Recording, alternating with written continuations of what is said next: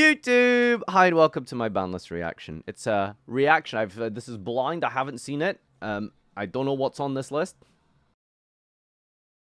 That was a lie. I woke up this morning and it was the first thing that I saw, of course. Naturally, something is this size and this momentous is gonna require a bit of a cook right now. So let's just jump straight into it. All right, cards to be unlimited on this list. When the dragon is ruler. Alright, much to talk about on this one. They put all of the dragon rulers all legally to 1 in the last list. And weird shock and horror, big shock horror, they didn't do anything. That's really surprising that it didn't do anything. Who could have seen that coming? A 2013 rank 7 deck essentially wasn't good. That's crazy. I can't believe that happened. But anyway, now they've realized and seen that they actually aren't very good, and they've put all of them to 3. That's right. We have 3, 6, 9, 12 big rulers, plus the other babies if you want to play 12. That's 24 cards in your deck list. Taken up by the ruler is dragons. Now, that's going to be a deck building nightmare. It really do be 2013. I'm gonna tell you the real truth here. I don't think any of these cards are really going to see much play outside of maybe niche scenarios like... I think Dragunity will definitely want to run Triple Tempest. People have been, like, sort of cooking on Tidal at 3 in Tearlament. I don't know if I think that's great. Like, dumping it and another water just to send right. Like, that's a consistency thing in your hand that I don't think is going to really happen. Tidal's going to be sick in other decks, though, to be fair. But I don't know. As we've seen from TCG, this is, and OCG, this is the Year of Fire. So I don't know if we're going to be seeing a lot of that. Red Ox, you could play that in Pure Zoo as a Reborn. Because one of Zoo's biggest issues, if you hit the normal summon, it's kind of dead. So, the Dragon Rulers are not Dragon Link cards, as much as we would love for that to be the case. You can't really splash them and put them in Dragon Link. So, you know, and Dragon Link has suffered to this list. So, I'm not really sure what you're doing with them. Now, here's the deal with the Dragon Rulers. They are a facilitation of a rank 7 deck. They are a rank 7 engine because of how easy they are to summon and bring out over the course of multiple turns constantly. And that was great 10 years ago when you could summon an indestructible pop once per turn on your opponent's, soft once per turn as well, for your opponent's field, as well as Big Eye to steal your opponent's cards. That was really good. That was insane. That's why it was one of the most powerful decks ever printed at the time. Actually, the most powerful deck in the history of the game at the time. Today, I don't really know what you're going to be doing with the Dragon Rules. We've seen very clearly that it doesn't do anything, even with Tomahawk Auradon. That's a super... That is the... Tomahawk Auradon is the definitive, like, definition of YouTube combo, right? Like, if you're new to the game, if you aren't very familiar with the meta, and you, like, type in Yu-Gi-Oh! Combo or Yu-Gi-Oh! Crazy gameplay on YouTube, you're gonna get, like, someone doing, like, you know, the Hulk Link Cross, or, like, those kind of decks, right? Although Hulk Link Cross were actually good. Tomahawk has never really been, like, a super crazy competitive card because it's such a centralizing force in your deck list that if they stop you, you can't do anything. Now, here's the thing. Dragon Rulers are level 7, which works perfectly well with level 1 tuners because that makes 8 synchros. That's what they had going for them. So if your Tomahawk gets stopped, what do you really do? You've got a level 8 synchro play. Yeah, there's a bit of an issue there. Let's continue. So I don't see, basically TLDR, I don't see these things doing much, to tell you the truth. Speedroid Terror Top has gone to 3. Are we going to be playing some PK Fire? Are we going to be summoning some rank 3s without our normal summon? Here's the thing. Terror Top at 1 was just like a kind of random Saki card that even if you did play it, you would very rarely see it. And if you do play it consistently in any deck, it would probably just be actual Speedroids. Weird, I know, crazy. Crazy you would play this in Speedroid. But now it's at 3, which kind of opens up some other options for you right now. One of which is Speedroid Terror Top acting as a component for MX Saber Invoker. Because randomly on a Friday afternoon, for no reason whatsoever, Konami were like, I gotta unban MX Saber Invoker. So, for anyone who's played in 2018, you might remember that that was probably the YouTube combo deck of 2018. Now, it's at 3, you can make a Zoldyck without your normal summon. You can summon out a Zoo monster and go for a Dryden without using your normal summon. I don't know if we're going to be seeing this be a meta contending threat in Master Duel, but 3 Terror Top, I mean, it's crazy to think that a card like Terror Top has been power crept, but, you know, it's one of those engines that's always going to be really, really good at facilitating a MX Saber play, or potentially a Cherubini play, or an Isolde play. Do you want to do that? I don't know. I don't know. We'll see. We'll see what happens. All right, next up, we've got Predaplant Scorpio. This is kind of like... I think there was a period of time in OCG where this was like this weird sort of Cherubini turbo deck that you could use, because you could get Instant Fusion plus Cherubini, and you could just do like a bunch of toolbox stuff like that using only the Scorpio. With this card at 3 now, I don't know. Are we going to be seeing this as like a good normal summon for a deck? I'm not sure what could really be playing this other than actual Predaplants. But there was a period in time where, you know, you used to get like Brilliant Fusion with this thing, Instant Fusion. It's a good card. It's a really, really good card. I don't know if it's something you would actually put in a real, you know, meta deck today. I'm not sure. Let's keep going. I'm excited for this card, though. Long Wan is going to 3. I mean, this one is just a bit of a, okay. I don't know why this card ever went to 2. It's one of those things where, like, Konami see, like, a good deck, and, you know, 6 months ago, it was, Sword Soul and Brandon. It was like, okay, well, we need to, like, acknowledge the existence of these decks. So how do we acknowledge the okay, put Long Wan to 2. Okay, sure. Let's put the best extender to 2 copies. We're not going to hit Moyi because, you know, we don't want to have a funeral and then have to decide whether or not we're saving our girl or summoning a level 4 tuner token. But it's a rare. So that's an easy hit, right? I think that's really the only thing that made sense.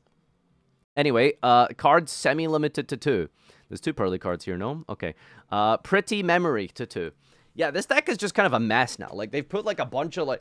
Who even knows what the ratios are anymore? These cards are all at different numbers depending on which format you play. Pearly is kind of, it's still good. It's still, like, a meta deck. And it was really good in the DC Cup. It got a significant portion of the top 10 slots here. Now they're hitting it even harder here. And this is probably because of anticipation of Baby Noir, which makes it really easy to... well, not easy, but it just gives it, like, so much more consistency because you get to that Eep now. And I guess, you know, it's one... I don't know. Pearly is a deck where it feels like these numbers are all over the place. Because as soon as you start limiting and semi-limiting the quick plays, you end up in a weird situation with My Friend. Plus, they have 2 rats, so, like, you can't spam as much as you used to. And... as you slowly put these cards to, like, 2 and stuff, the ratios in your deck start to decrease. And those rats start missing, like, a decent amount. We'll see how this one unfolds. I don't know if this is still going to be, like, top-tier meta-best contending deck of the format. I think, low-key, I hate to admit it, but I think, like, Branded might be the best deck right now for a little bit. We'll see. Cards to be limited. Oh, my God, I am so happy about this. This is my Kryptonite. This is my Circular. This is my Loci. I low-key think that Fenrir is one of the most broken cards, and I absolutely despise this thing. If you play, like, a fair deck... Fenrir just shits on you. If you're playing anything that isn't like a top-tier meta deck, Fenrir just solos everything. It baits like 2 cards or something just by itself, you know, and it's like for free. You just drop it onto the field. I can't believe TCG still has this thing, man. I genuinely hate Fenrir. The only positive thing about Fenrir was that it's good against stun, and no one likes stun players, especially Konami after this banlist.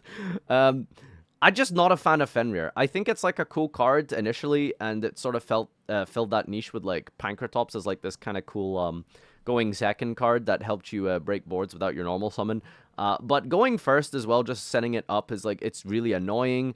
I don't like Fenrir. I think it's really absurd. I think it is outside of like, if you don't look at Fenrir as an archetype card, which for a lot of people it's not. It isn't a Kashtira monster, right? It's just a good guy that you can put in your deck that gives you hand advantage with Vanquish Soul, that gives you board presence with just any other deck in the game. Like, you could argue that Fenrir is just like a not a Kashtira monster, right? It's just like a good generic card. Like, that's the same with Pankratops, right? It's like, did anyone really see it as like a Dino Wrestler? Like, no, unless you were playing like Foolish Bro to get the field spell to add it. So in terms of like generic staple cards, I think Fenrir might be one of the best like staple cards ever made. And it's so powerful, and it's really infuriating to play against Fenrir. I don't enjoy playing against the Fenrir. If my opponent summons a Fenrir against me, I hate it. It also makes you do, like, annoying plays where you, like, have to feel like you kind of need to maybe stand by Maxi and stuff like that, and I don't like doing that. But yeah, I'm glad this card has gone to 1. 1 is, like, whatever. Ain't no one gonna complain about this. Inspect the border to 1. Good. Good. No one's upset about that. Good job. Good job. Glad to see it. There can be only one. You know, it's funny, the Master Duelists on Reddit, on our Master Duel, for the meme review next week, you know for a fact, they're going to be making that same there can be only one joke that TCG players were making 2 weeks ago, right? So prepare yourselves. Samuolo is coming with his there can be only one jokes. Amazing. Runic Destruction. It's a weird thing that they're doing with Runics, I feel like, in Master Duel, right? Because I think Runics are basically full power in TCG. They might also be kind of up there as well in the OCG. I don't know exactly, but they're pretty... They have a lot of their cards. I don't know why they're putting Destruction... Like, they're hitting all of, like, the good Runic cards, and it's like... Their excuse and their perception of this appears to be, from what I understand, some weird kind of way to address stun decks. And it's like, everyone knows the problem is, like, the stun cards. Like, these are not the issue. So anyway, Runic Destruction is, like, you know... I think it's a card that is put to 1 because it's just... They want to hit all, like, the good generic ones that you can activate, like... I don't know. It's a weird stun hit. I don't know why Destruction. Like, why Destruction? I don't... That's weird. Because it banishes 4, maybe? Haha. But decks out or something? Pot of Desires to 1. You know what's really funny when you see the Pot of Desires ratios across all 3 games, and you just think to yourself, like, Konami doesn't know what they're doing with this card. Like, they don't know what they're doing with this card. Like, this card went to 2 in Master Duel. It went to 2 in TCG, then back up to 3 in TCG, but then down to 1 in Master Duel. I don't get that. Like, why? They don't really seem to get, like, what they want from this card. And the formats aren't, like, super completely different to the game in the sense that the decks in Master Duel and TCG are the same in the sense that you have, like, an engine, you have engine requirements. Pot of Desires is terrible in some decks, Pot of Desires is great in other decks. But, like, does Best of 1 affect the Pot of Desires viability? I wouldn't really say so. I'd say, like, Prosperity is better because you're digging deeper into a Best of 1. Like, does Best of 1 matter when it comes to Desire? I don't know, it's a weird one. They just don't know what they're doing with this card. Kaiser Coliseum to 1. Everyone loved that. No one complained about this. Good. Awesome. Great to see this card go to 1. Kashtira Birth to 1 was really surprising. Now, I am never, ever going to complain about a Kashtira hit. But why? Like, do you know what I mean? Kashtira, I think, got very few spots in the top 100 Duelist Cup. It's honestly maybe, like, the strongest rogue deck. Like, I would consider Kashtira, like, rogue. Like, you just don't see people playing Kash. It just isn't very good. It's so inconsistent. You know, 1 field spell. Now you've got 1 Fenrir. Pots at 1. Like, Kashtira just... Like, the problem with Kashtira is that deck just loses to itself all the time. You know? I guess... Listen, I would rather Kashtira cards be all at 3 but ban Riseheart, personally. Because I think Riseheart is, like, the real problem of Kashtira.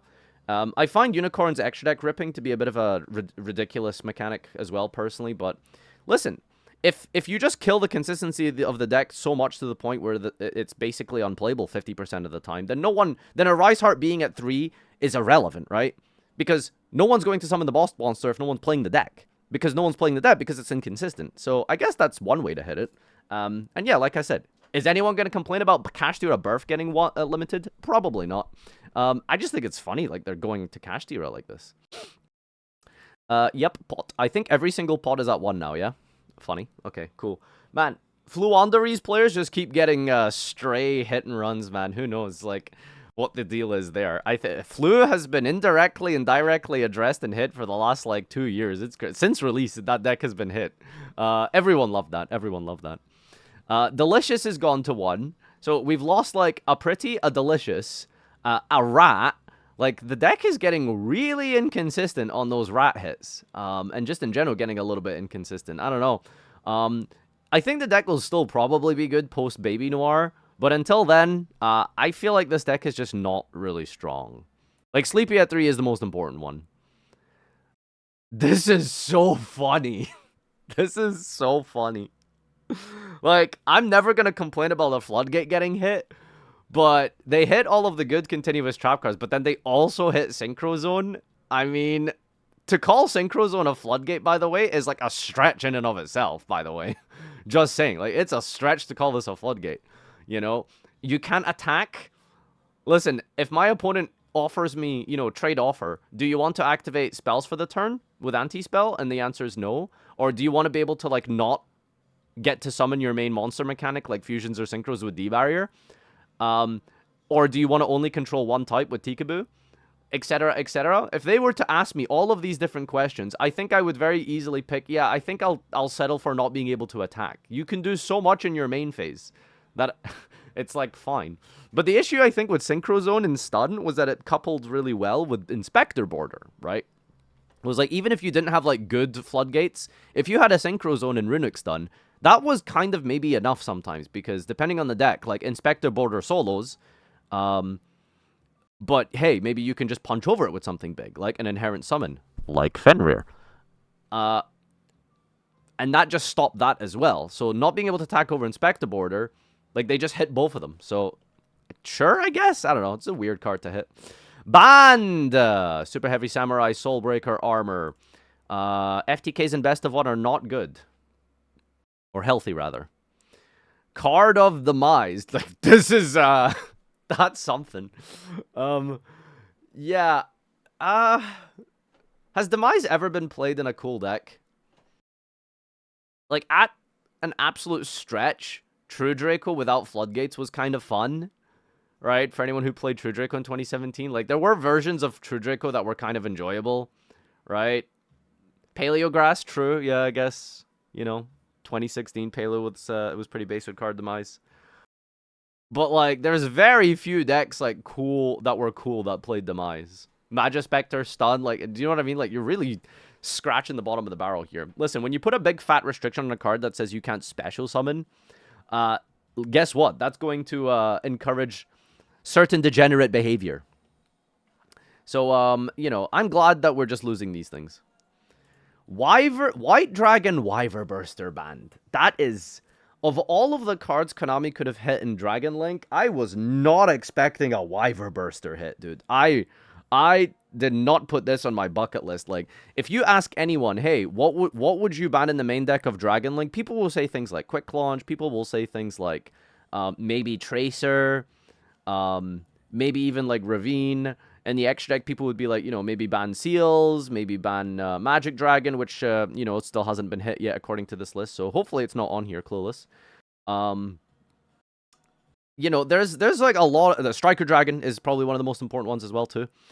I did not see this happening. And low-key, it's kind of good. Because Dragon Link has so many extenders. And one of them was Chaos Space into Wyver Burster. What do you search with Chaos Space now?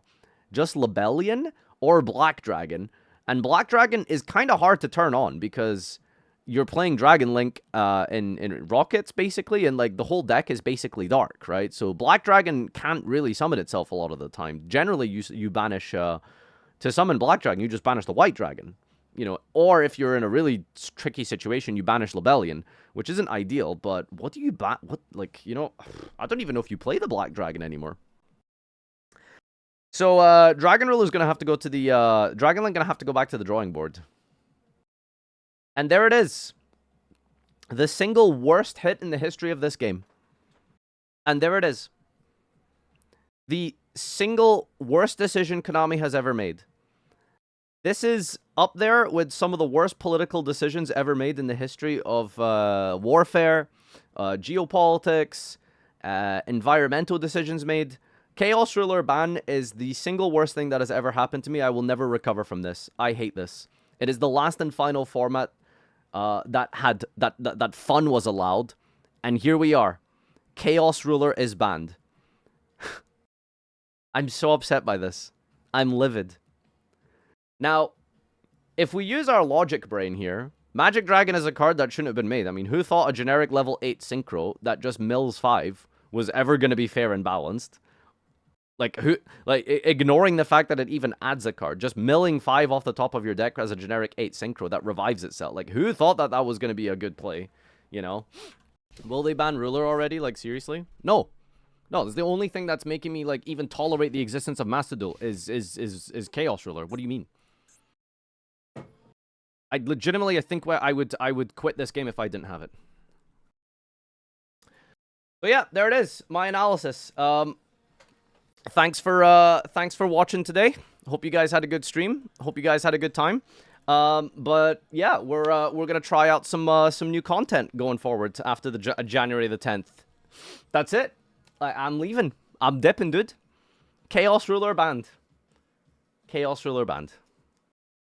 So yeah, overall, I will say that this is one of the better ban lists that Master Duel has had, which isn't saying a lot because the bar for good Master Duel ban list is not very high. This is definitely one of the better ones. And I would say this is a really good ban list, had it not been for Magic Dragon getting banned. Like, I'm really upset by this. I understand the card is broken and probably shouldn't exist, but the amount of fun this card has facilitated, I can't even tell you, man. I've had so much fun playing Magic Ruler. My biggest regret in TCG wasn't playing more TCG when he was around. And, you know, so I've tried to take advantage of it as much as possible in Master Duel, and now it's gone. And I'm really upset by this. Like, I am genuinely so upset by this.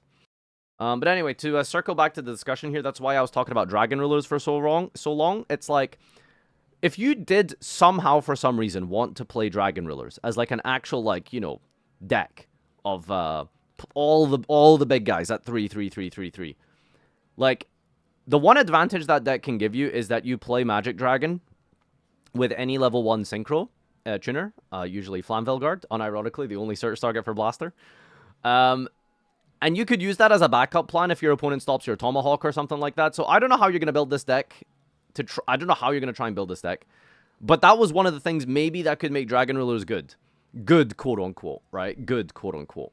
Was Magic Dragon in the game. But now it's banned. I don't know what that deck can do. I generally don't know what you could do to make a good, quote-unquote, Dragon Ruler deck. Anyway, so the biggest elephant in the room here is Dragon Link dead? You still have so many good tools. You still have the Bestials. You still have the Rockets, Quick Launch, Chaos Space, Black Meadow Dragon is an insane starter. Like, the deck has so much going for it. Now, the problem is, how good is this deck going to be at the top level of Master Duel? Like, do we think that it's like a Master 1 level deck? Yes. Do we think it's like a top 100 DC Cup deck? Stretching it. Stretching it. I don't know. One thing I'm surprised at is that they didn't bring back Ib to Master Duel, right? Because Ib recently came back to TCG, and I think OCG as well, right? I was surprised they didn't bring back Ib here. So I don't know what you can do with Dragon Link in Master Duel. I'm sure Trish and Tempest will be cooking up something. But losing White Dragon is, like, huge. Magic Dragon is huge. Like, those are huge components and important parts of the deck here, so I don't know. Unironically, yeah, I think if you do want to play, like, a fun Dragon deck in Master Duel, genuinely, Dragoonity might be the deck for you. That deck is scary. For anyone who's, like, seen some of my videos featuring Dragoonity, you'll see, like, that deck can slice through hand traps. And people generally don't know what that deck does, and they'll usually hit you in the wrong way. I think there's a world where, like, Dragoonity might be, like, a super sick deck. But yeah, anyway, this has been my take and etc. on the ban list. It is one of the worst days of my life. It's a shame because the ban list was pretty damn good, other than Magic Dragon. Oh, wow, we are coping here. Look at that. We put Noctovision back in, baby. There you go. I mean, if you look at this deck list, it doesn't actually look that different, does it? It kind of doesn't look that much off to what we normally have, right? You just need more extenders. And I guess, like, the World Chalice spell does it, so, yeah. Anyway, this has been a kind of a long one. It's a big ban list. There was a lot to talk about, and I had a lot of thoughts to share on that. So thanks for watching on YouTube. Peace out, and see you for competitive Mahjong on January 10th.